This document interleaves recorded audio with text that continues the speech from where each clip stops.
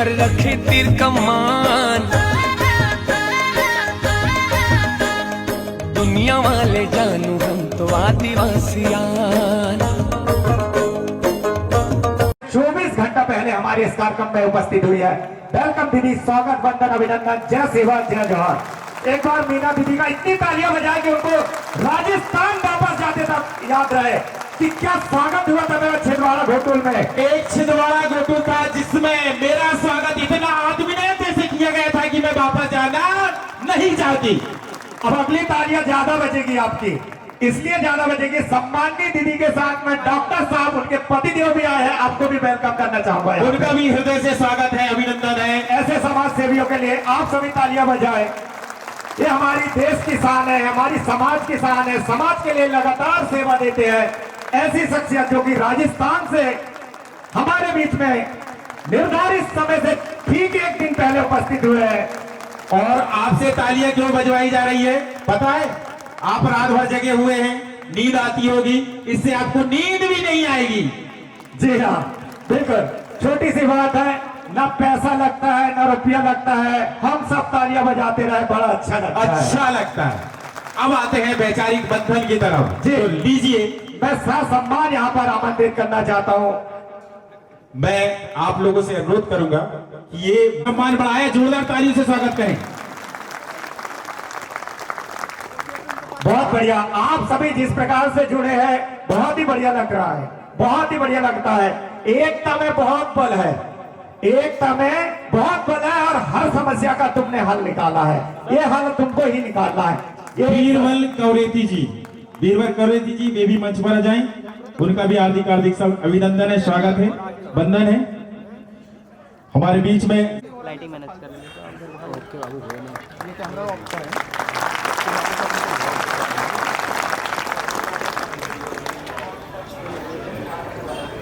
बड़ा अच्छा लगता है जब हमारे अतिथियों का, आगंतुकों का हमारी पारंपरिक संस्कृति के हिसाब से हल्दी चावल के साथ में पीला गमछा डालकर जब स्वागत करते हैं ना। बड़ा पहनता, बुढ़ाल पहनता, बुढ़ाल पहनता, दाई कंकालिता, दाई कंकालिता, दाई बमलेश्वरिता, दाई बमलेश्वरिता, दाई दंतेश्वरिता, दाई दंतेश्वरिता, धरती ताईता, धरती ताईता, मातृशक्ति दायिता, मातृशक्ति दायिता, पितृशक्ति दायिता, और सूर्य, चंद्र, धरती, आकाश, अग्नि, जल, वायु, इन पंच तत्वता हमारे पुरखों था, हमारे पूर्वजों था। गोडवारा कोयतूर महासभा के इमली खेड़ा गोटुल में मैं बेहद गौरवान्वित हूँ कि गौड़ समाज के गोटुल में ये सांस्कृतिक और बौद्धिक क्षेत्र केंद्र है। इस केंद्र में आप सबने बड़े दिल से, बड़े प्यार से, स्नेह से, सम्मान से मुझे आमंत्रित किया। ये मेरे लिए जीवन में बेहद गौरवशाली और यादगार पर्व है, उत्सव है, बहुत बड़ा एक सम्मेलन है। ये प्रांतीय अधिवेशन नहीं, राष्ट्रीय अधिवेशन हो गया है। ये 11वां प्रांतीय अधिवेशन नहीं है, राष्ट्रीय अधिवेशन है कि हम सब अपने पूर्वजों की जड़ों को समझ रहे हैं, मान रहे हैं और इस विरासत को सहेजने का प्रयास कर रहे हैं अपने अपने क्षेत्र में। मैं बताना चाहूंगी कि जो आज पूरा भारत है वो इंडिजिनियस लोगों की धरती है, इसीलिए इसका नाम इंडिया रखा गया है। भारत का नाम इंडिया इसीलिए रखा गया है कि ये आदिवासी लोगों की धरती है और पूरा भारत आदिवासियों ने ही बनाया है। इसका सबूत है हमारे पूर्वजों के जो गढ़ है, महल है, किले हैं, बावड़ियां हैं, ऐतिहासिक और सांस्कृतिक स्थल। आप पूरे भारत में कहीं पर भी चले जाइए, राजस्थान में जाएंगे तो भीलों का और मीणों के पूर्वजों के अवशेष मिलेंगे, गोंडवाना में गोंड साम्राज्य के मिलेंगे, मतलब आप नॉर्थ ईस्ट में भी चले जाइए, वहां जो आदिवासी है पूर्वी भारत के, उन सब का कबीलाई शासन हर जगह रहा है और आज भी है। ये हमारी सांस्कृतिक विरासत है जो पूर्वजों ने हमें दी है। आजादी की लड़ाई हिंदुस्तान में शुरू हुई थी, लेकिन उससे 200 साल पहले से हमारे पूर्वज इस धरती के लिए, जंगल के लिए, नदियों के लिए, पहाड़ों के लिए, हर वो कौम जो विदेश से आई आक्रमणकारी कौम, उन सबसे बहुत बड़ी जंग लड़ी है। 1857 से पहले लगभग 200 लड़ाइयां हम आदिवासियों के पूर्वज लड़ चुके हैं, लेकिन उनका कहीं कोई जिक्र नहीं है इतिहास में। क्यों नहीं है? क्योंकि हमारे पूर्वजों में अवशेष तो बहुत सारे छोड़े हैं, ऐतिहासिक और सांस्कृतिक विरासत बहुत सारी छोड़ी है, महल, किले, बावड़ियां, धरती है गोंडवाना की, उधर भील प्रदेश की चल जाए, मीना का मत्स्य प्रदेश चले जाइए, हर जगह हमारे पूर्वजों के बहुत बड़ी विरासत है भौगोलिक, लेकिन इसको लिखित रूप में सही तरीके से लिखा ही नहीं गया। और जो आक्रमणकारी प्रजातियां आई, उन्होंने फिर इस इतिहास को अपने नाम करवा लिया, खास तौर से जो घुसपैठिए हैं या शरणार्थी हैं, जो अपने आप को आर्य कहते हैं। इस देश के मूल मालिक सिर्फ आदिवासी है, ये मैं नहीं कह रही, ये 5 जनवरी 2011 का जस्टिस काटजू का स्टेटमेंट है। उनका निर्णय है कि भारत में रहने वाले 8% जो आबादी है वो मूल मालिक है, वो आदिवासी है। 92% जो लोग हैं वो घुसपैठी हैं, आक्रमणकारी हैं, लुटेरे हैं, वो अब यहाँ बस गए हैं और आप लोगों को पता है वो ही शासन चला रहे हैं, आज वो ही शासन चला रहे हैं। अभी मेरे भाई और बहन ने गीत गाया था कि गोंडवाना के पहरेदारों क्यों सो रहे हो, क्यों सो रहे हो? क्योंकि देश को चौकीदार चला रहा है। और चौकीदार कौन है? कौन है चौकीदार? पूरे देश को बेच खा रहा है वो। जंगल हो, खदान हो, मैदान हो, पहाड़ हो, नदी हो, नाले हो, दर्रे हो, खाइयां हो, घाटियां हो, या हमारे खनिज संसाधन हो, सबको बेच रहा है। अंबानी अडानी को बेच रहा है।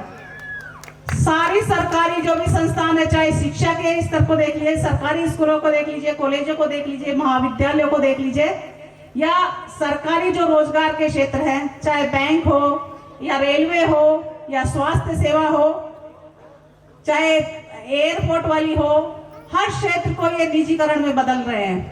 बदल रहे हैं, नहीं बदल रहे? बाकी जो बची आपकी जमीनें, उन जमीनों को भी हथियाने में लगे हुए हैं।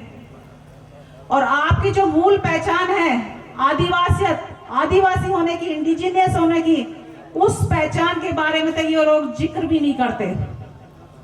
इनकी तो छोड़िए, हमारी जो मातृशक्ति है, राष्ट्रपति के रूप में बैठाई गई है पूरे देश के ऊपर, पूरे संसार को एक सिंबल दिखाने के लिए कि हम आदिवासियों का इतना सम्मान करते हैं, या आदिवासी इतने विकसित हो गए हैं कि देश के राष्ट्रपति भी बन गए।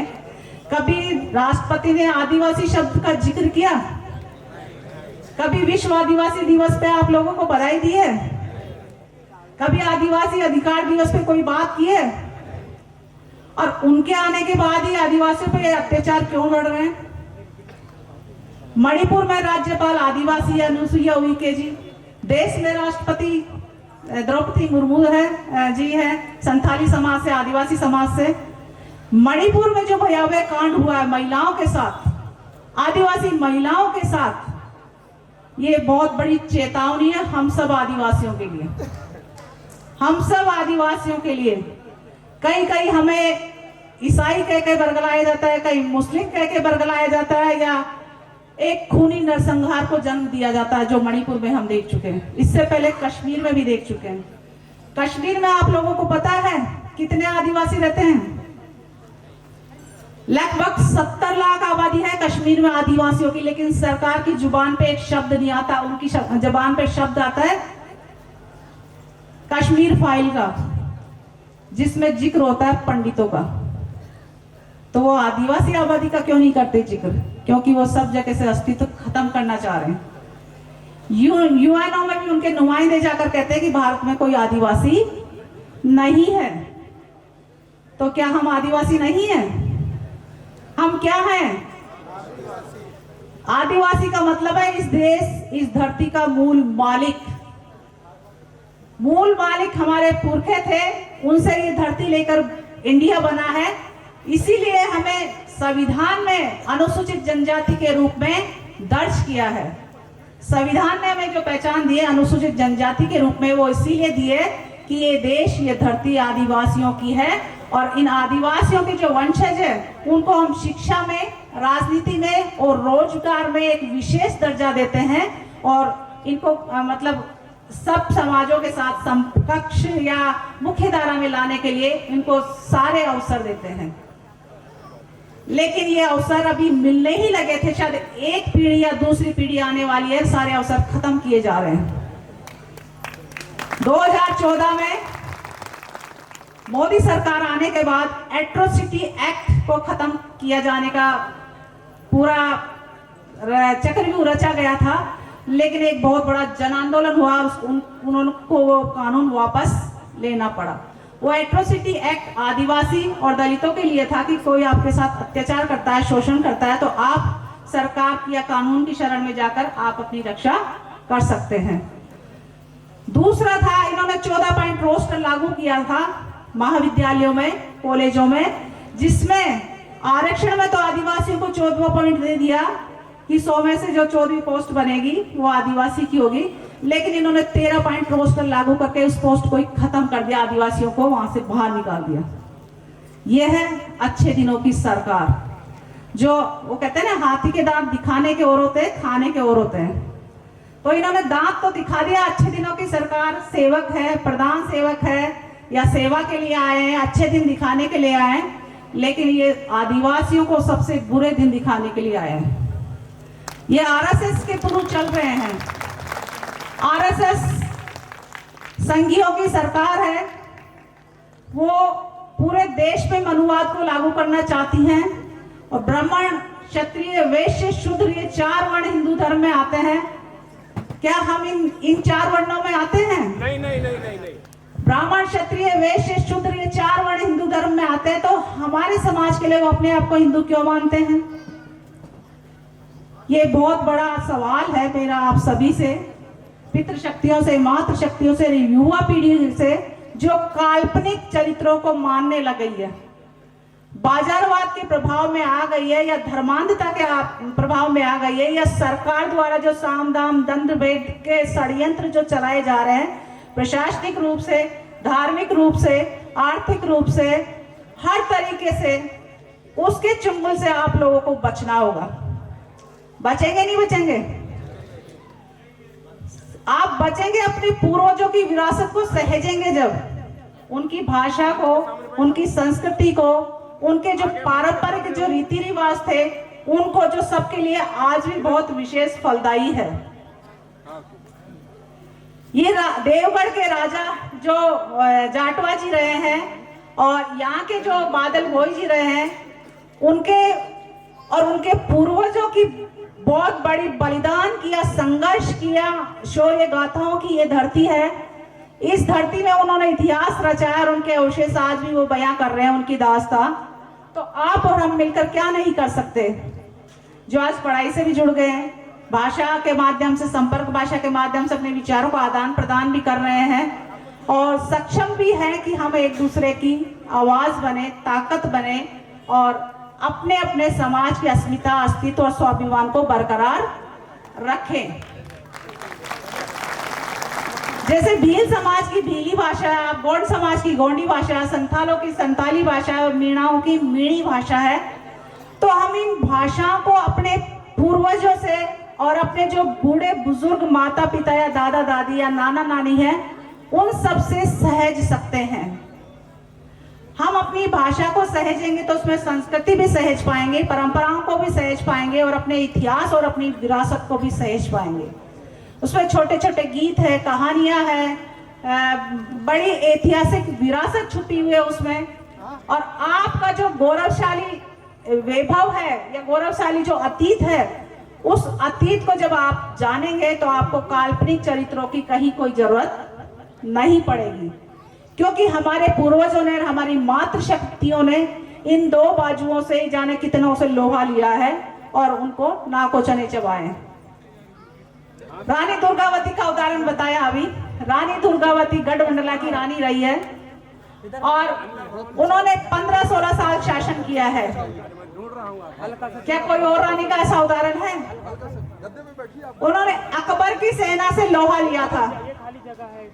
अकबर की सेना ने गढ़मंडला पर शासन करने के लिए उन पर आक्रमण किया, लेकिन रानी ने उनकी सेना को नाकोचने चबाए थे। क्या कोई देवी देवता आके बचाया था उनको? किसने बचाया? रानी दुर्गावती ने। ऐसे ही पूरे देश भर में हमारे जो नायक और नायिका है, उन्होंने अपने अपने समाज, अपनी अपनी संस्कृति, अपने अपने राज्य को बचाया है। वहां कोई काल्पनिक नहीं आया उतर के। और ये काल्पनिकता के जो ग्रंथ है, महाग्रंथ है, चाहे रामायण हो या महाभारत हो या वेद हो या पुराण हो, ये सब आपको भ्रमित करने के लिए, बेवकूफ बनाने के लिए रचे हैं। और ये किसने रचा है? सोचिए, रामायण और महाभारत में सिर्फ 2 परिवारों की कहानी है। 2 परिवारों की कहानी है। भाइयों में संपत्ति विवाद का बंटवारे की कहानी है और घर से निकाले गए लोगों की कहानी है। रामायण में भी घर से निकाला गया, महाभारत में भी घर से निकाले गए। कौन थे वो 2 परिवार खुद सगे भाई बंदी तो थे। उन्होंने दोनों में ही देखिए अपनी अपनी पत्नियों को दांव पे लगाया और अपने बाप दादाओं को मारकर सत्ता हासिल की है। तो जब वो अपने बाप दादाओं के, अपनी पत्नियों के, अपने बच्चों के नहीं हुए, तो वो आपके रक्षक कैसे होंगे? सोचिए, रामायण में जो राम को मर्यादा पुरुषोत्तम कहते हैं, मैं कहती हूँ वो मर्यादा का सबसे दुष्चरित्र व्यक्ति था। उसके सामने उसके भाई ने किसी महिला का नाक काट दिया तो वो क्यों नहीं बोला? मर्यादा पुरुषोत्तम तो वो होना चाहिए कि सबकी बहन बराबर होनी चाहिए ना, बहन बेटी। तो क्यों नहीं बोला वो? और क्यों उसने फिर भाई से भाई को लड़ाया? पूरी कहानी में देखिए, आदिवासियों का इस सब जगह साथ लिया, चाहे वो हनुमान के रूप में हो, चाहे वो सुग्रीव के रूप में हो, चाहे वो जामवंत के रूप में हो, चाहे वो शबरी के रूप में हो। कौन थे ये? कहानी काल्पनिक है, लेकिन आप लोगों को दास बनाने के लिए इन कहानियों को ग्रंथों में डाला गया है, ताकि आप उनको पढ़ते रहें और आपकी जो शक्ति है उसको भूल जाएं। आपके जो पूर्वजों का इतिहास है, जो संस्कृति है, उस गौरव को भूल जाएं और इन ग्रंथों के पीछे ही पड़े रहे कि ये ग्रंथ आके हमारी रक्षा करेंगे। अरे वो कागज के पुर्जे क्या रक्षा करेंगे जो झूठ कपट से भरे हुए हैं। आपके पूर्वजों का जो गौरवशाली इतिहास है ना, आपको जो खून मिला, आपको जो जिन्स मिले, वो ही आपकी रक्षा करेगा। और ये हम आदिवासियों की बहुत बड़ी विरासत है। इसीलिए आदिवासियों ने जो जंग लड़ी थी, हर उस विदेशी से, हर उस आक्रमणकारी से, चाहे उस घुसपैठी से, चाहे वो शक हो या हूण हो, कुषाण हो, तुर्क हो, मुगल हो या अंग्रेज हो, इन सब से लोहा लिया आदिवासियों ने। इन्होंने लोहा लिया है। इसीलिए हम सबको, हमारे पूर्वजों को 1871 में क्रिमिनल ट्राइब एक्ट नाम से एक बहुत बड़ा कानून बनाकर लगभग पूरे देश में 500 चौकियां बनाकर हमारे पूर्वजों पर नकेल कसने का प्रयास किया था। 500 चौकियां बनाकर, सोचिए, कहीं आने जाने नहीं दिया जाता था। आने जाने से पहले उस चौकियों में हाजिरी देनी पड़ती थी सुबह और शाम। जब सुबह और शाम आप हाजिरी देंगे तो दूसरी जगह कैसे जाएंगे?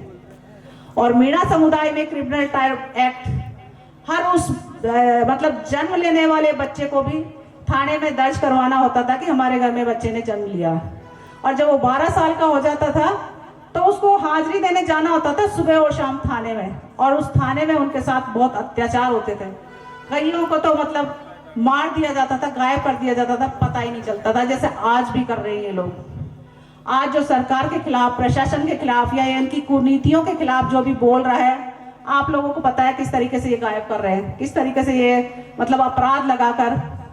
और हर आदिवासी क्षेत्र में से जल जंगल जमीन को हथियाने के लिए ये नक्सली या उग्रवादी करार देकर हर जगह प्रशासनिक कार्यवाही करवा रहे हैं।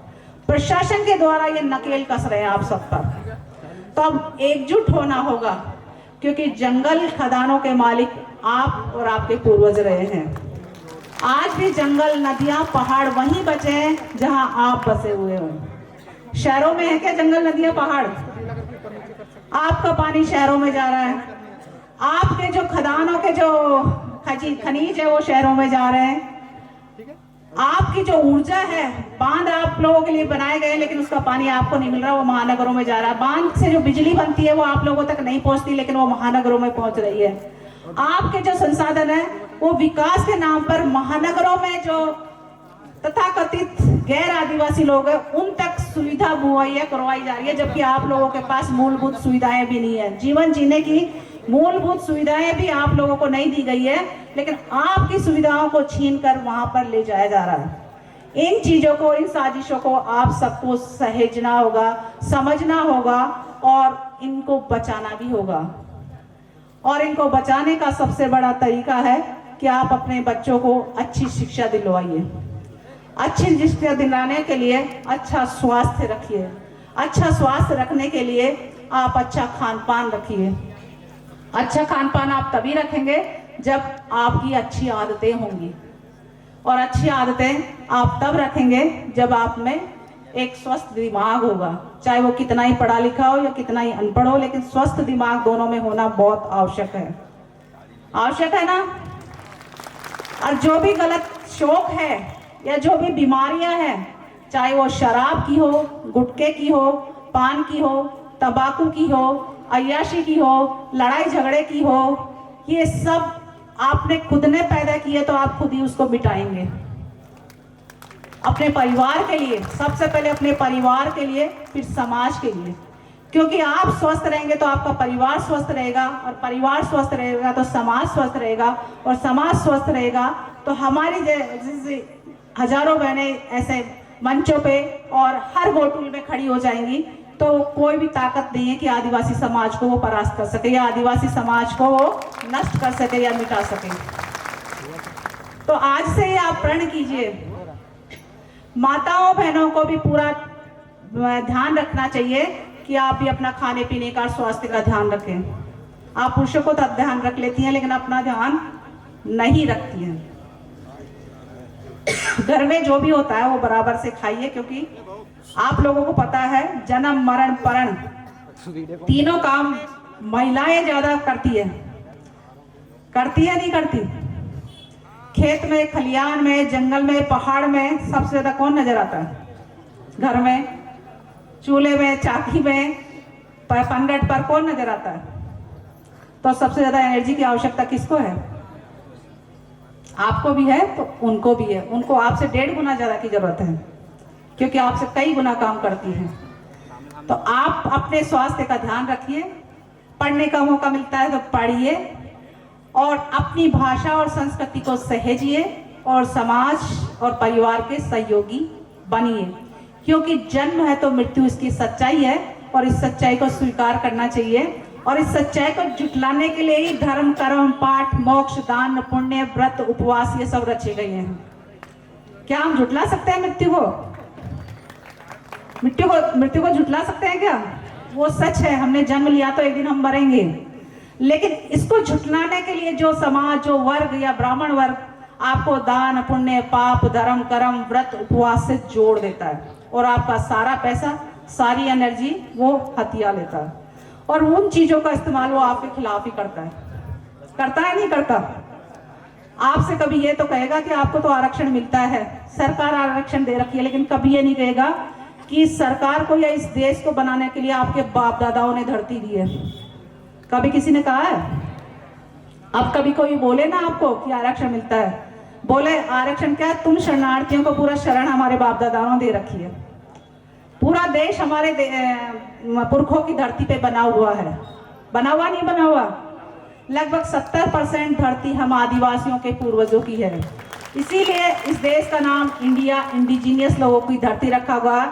और नामकरण जो किया जा रहा है पूरे देश में, चाहे वो जगह का हो या संस्थाओं का हो या ऐतिहासिक सांस्कृतिक इमारतों का हो या लोगों का हो या योजनाओं का, वो पूरे इतिहास को पलटने के लिए या मिटाने के लिए किया जा रहा है। देख रहे हैं ना कितने नाम बदले जा रहे हैं। नाम बदल जाएगा, आधार कार्ड में आपका एक भी अल्फाबेट बदल जाता है तो आपका आधार कार्ड नहीं माना जाता। तो जब नाम ही बदल जाएगा तो इतिहास मानेगा आपका? इसीलिए बदला जा रहा है। जो अच्छे दिनों की सरकार आई है वो नामकरण करने वाली सरकार है कि नाम ही बदल दो तो सब कुछ वैसे ही बदल जाएगा। सब कुछ वैसे ही हथिया लेंगे हम। तो नामकरण में का ध्यान रखिए और अपने बच्चों का नाम अब हिंदू धर्म के अनुसार नहीं, हिंदू देवी देवताओं के अनुसार नहीं, अपने पूर्वजों के अनुसार रखिए, अपनी प्रकृति के अनुसार रखिए, अपने टोटम के हिसाब से रखिए, अपने जंगल पहाड़ उसके नाम से रखिए, अपने खेत खलियान के नाम से रखिए, ताकि आप उस विरासत को सहेज पाए और बच्चे भी जान पाए कि हमारा टोटम क्या है, हमारे पूर्वजों के नाम क्या थे, उनकी क्या कहानी थी, उन्होंने क्या क्या किया है जीवन में। तो आप जो भी बच्चे पैदा होंगे उनका नाम अपने पुरखों के नाम से रखिए, और जो भी कहानी आप जानते हैं उनको बताइए, सिखाइए, समझाइए, ताकि वो उस गौरव को जान सके, समझ सके और अपनी शक्ति को पहचान सके। और जो आदिवासियों की अनमोल विरासत है पूर्वजों की, उन पूर्वजों ने जो संघर्ष किए थे, जो बलिदान दिए हैं इस धरती को बचाने के लिए, अपने प्राणों की आहुतियां दी है, उन आहुतियों का हम सम्मान दिला सके, हम वर्तमान की पहचान और आने वाली पहचान को भी सुरक्षित रख सके। इसीलिए सरकार से हम ट्राइबल कॉलम की डिमांड भी रख रहे हैं। आप लोगों ने देखा, आप कोई सा भी फॉर्म भरते हो, चाहे स्कूल का हो, कॉलेज का हो, या जमीन जायदाद का हो, या नौकरी का हो, उसमें एक कॉलम आता है धर्म का। कोई सा भी छोटा से लेके बड़ा तक कोई सा भी फार्म आता है, उसमें एक कॉलम होता है धर्म का। हम सब इतने पढ़े लिखे हैं, हम अपने आप को आदिवासी कहते हैं, ट्राइबल कहते हैं, एसटी कहते हैं, तो क्या आदिवासी और ट्राइबल एसटी का कोई कॉलम है उसमें? हम क्या लिखते हैं उसमें? हम क्या लिखते हैं? क्या हम हिंदू हैं? क्योंकि आपके लिए कोई कॉलम बनाया ही नहीं गया, और जो बनाया गया था उसको खत्म किया है सरकारों ने संविधान लागू करने के बाद। लोग कहते हैं ना कि संविधान में आरक्षण दिया है, वो संविधान में वो हाथी का दांत दिखाने का था, खाने का कुछ और था। आरक्षण तो दिया गया, लेकिन आपके खाने के दांत निकाल दिए गए। ट्राइबल कॉलम आपको मिला हुआ था 1871 से लेकर 1950 तक। आप देख लीजिए, पूरे 70 सालों में आदिवासियों को ट्राइबल कॉलम मिला हुआ था, कहीं एनिमिस्ट के नाम पर, कहीं ट्राइबल रिलीजन के नाम पर, कहीं ट्राइबल के नाम पर, कहीं अबोरिजिनल के नाम पर। हर 10 साल में जो जनगणना होती थी पहले अंग्रेजों के टाइम पर, तब आपको हिंदू, मुस्लिम, सिख, ईसाई, जैन, बौद्ध इन 5-6 धर्मों के अलावा एक अलग पहचान दी गई थी कि ये प्रकृति और पुरखों के उपासक है, प्रकृति और पुरखों को सर्वोपरि मानते हैं। तो इनका धर्म हिंदू धर्म से या मुस्लिम धर्म से या सिख धर्म से या ईसाई धर्म से एक अलग धर्म यानी आदि धर्म है, प्रकृति पूजक है, जीव जंतुओं को मानने वाले लोग हैं, तो इनका एक अलग से कॉलम था। लेकिन जब संविधान लागू हुआ 1950 में, तो आपका जो ट्राइबल का कॉलम था वो गायब कर दिया गया। और ये इन चीज़ों की है ना जानकारी हमें कोई न सरकार देती है, न कोई मीडिया देता है, ना कोई स्कूल के टीचर देते हैं, ना प्रोफेसर देते हैं, कोई भी नहीं देता, क्योंकि ये बहुत महत्वपूर्ण जानकारी है और हमारे वजूद को स्थापित करने के लिए बेहद जरूरी है ये। क्योंकि जब तक कॉलम नहीं होगा और हम हिंदू ही लिखते रहेंगे, तो हम कैसे प्रूव कर पाएंगे कि हम आदिवासी हैं? हाँ, इस देश के मूल मालिक हैं हम। तो हम इस पर गंभीर विचार मंथन करना होगा। और दिल्ली में मेरे भाई सब, पूरे देश भर के राष्ट्रीय बहनें और माताएं, भाई बहन, बच्चे सब आते हैं और आंदोलन करते हैं, और उस आंदोलन की डिमांड अब संसद तक पहुंच चुकी है। पहले तो हमारे समाज से चुनकर एमएलए, सांसद, राज्यपाल, मुख्यमंत्री, उदाहरण हमारे आदरणीय प्रोफेसर मैडम है, जिन्होंने विभिन्न विषयों पर अपनी बात रखी, और उन बात को आप सभी कंठस्थ करेंगे और आगे समाज को ले जाने का काम करेंगे। मैं निवेदन करूंगा, हमारे बीच में भारी संख्या में डॉक्टर्स जो निःशुल्क है, आदिवासी नारी है, फूल नहीं चिंगारी है, नारी है। ठीक है, तो चिंगारी बनाइए रखिए, और अपना मार्ग आपका अपना आप ही प्रशस्त हो जाएगा, उज्जवल हो जाएगा, पूरी रोशनी से भरपूर हो जाएगा। जय जवान, जय सेवा, जय बड़ा देव। बहुत बहुत शुक्रिया। बहुत बहुत धन्यवाद।